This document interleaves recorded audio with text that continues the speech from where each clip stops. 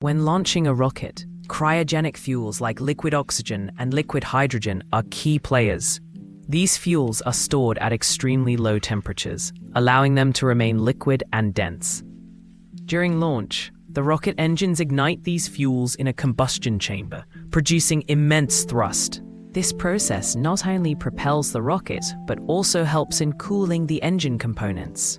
Interestingly, as the rocket ascends and it heats up, the cryogenic act as a coolant, ensuring engine efficiency. Understanding this fascinating interplay of physics is essential for advancing aerospace technology.